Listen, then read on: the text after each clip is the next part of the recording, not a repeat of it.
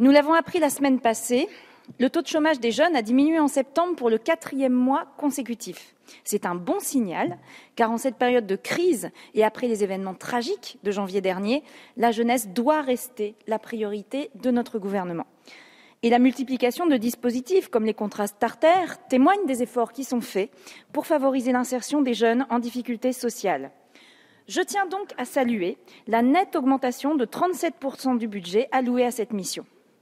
Premier concerné par cette hausse budgétaire, le service civique voit ses crédits doubler afin d'atteindre 110 000 volontaires dès l'année prochaine et 150 000 en 2017.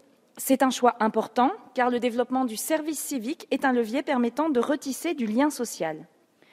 Mais cette montée en puissance doit s'accompagner d'une réflexion plus large sur les conditions de ce déploiement. Je pense à la faiblesse des niveaux de rémunération des volontaires, ainsi qu'à la qualité du tutorat ou encore aux besoins de formation tant des tuteurs que des jeunes. L'idée d'intégrer le service civique au compte personnel d'activité évoqué en commission élargie la semaine passée me semble d'ailleurs être une piste intéressante pour mieux valoriser le travail des volontaires. Toujours est-il que le service civique représente désormais 77% du budget global du programme Jeunesse et Vie associative. Et cette concentration des fonds se fait mécaniquement au détriment de la vie associative. Et cela interpelle. Car ce sont les acteurs, associations, centres sociaux, qui favorisent l'implication des habitants, et notamment des jeunes, dans la vie citoyenne. Ce sont eux qui sont au cœur de la vie des quartiers, mais qui n'ont bien souvent plus les moyens d'agir comme ils le souhaiteraient pour assurer ces missions.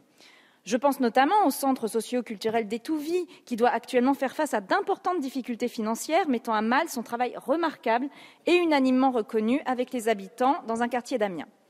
Aujourd'hui, le tissu associatif traverse une crise grave. Les travaux de la commission d'enquête parlementaire mise en place sur cet enjeu ont d'ailleurs exposé très clairement l'état critique dans lequel se trouve bon nombre d'associations. Or, rappelons-le, soutenir nos associations, c'est être en cohérence avec une co-construction des politiques publiques qui est bien souvent de mise, notamment en période de crise quand les besoins augmentent. Les financements publics doivent donc être au rendez-vous. Et pourtant, les crédits dédiés au secteur associatif ne sont pas à la hauteur. Et l'année précédente, nous regrettions déjà cette trajectoire budgétaire. Pour 2016, des diminutions sont notables, notamment sur les budgets alloués au Fonds de développement de la vie associative, aux fédérations nationales et régionales ou encore au fonctionnement des délégués départementaux à la vie associative. J'ai également été alertée par des associations picardes sur la baisse des crédits dédiés au dispositif local d'accompagnement, qui soutient chaque année près de 6 500 associations employeuses. Aujourd'hui, dans ma région, le Nord-Pas-de-Calais-Picardie, ce ne sont pas moins de 12 000 associations qui se mobilisent auprès de nos concitoyens en employant près de 171 000 salariés. Autre outil formidable pour la cohésion nationale et la promotion du vivre ensemble, le sport. Cette année encore, nous regrettons que l'écart entre les sommes allouées au sport de haut niveau et à la promotion du sport pour tous soit toujours aussi important. Nous comprenons bien l'intérêt d'avoir un sport de haut niveau de qualité. L'excellence sportive est importante, car les bons résultats obtenus dans les grands événements internationaux stimulent l'engagement dans les petits clubs et participent au rayonnement de notre politique sportive à l'international.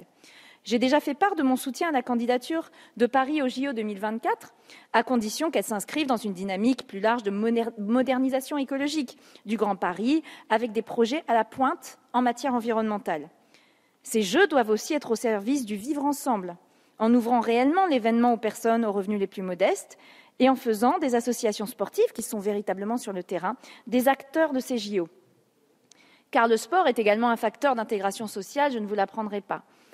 Comme je l'ai dit la semaine dernière, la promotion du sport pour tous exige de concentrer nos efforts sur les équipements de proximité, sur les publics éloignés du sport et sur les zones rurales et les quartiers en difficulté. Je salue d'ailleurs le plan citoyen du sport, instauré en mars dernier, qui favorise l'éducation à la citoyenneté et à la mixité sociale et de genre auprès des plus jeunes, notamment par le biais du dispositif Sésame, visant à former 1 500 jeunes au métier du sport d'ici 2017. Cette mesure va dans le bon sens et nécessiterait d'être élargie. Le groupe écologiste votera donc ce budget, dont le fil directeur qu'est la lutte contre les inégalités sociales et territoriales doit être renforcé à travers chacune des politiques menées. Je vous remercie.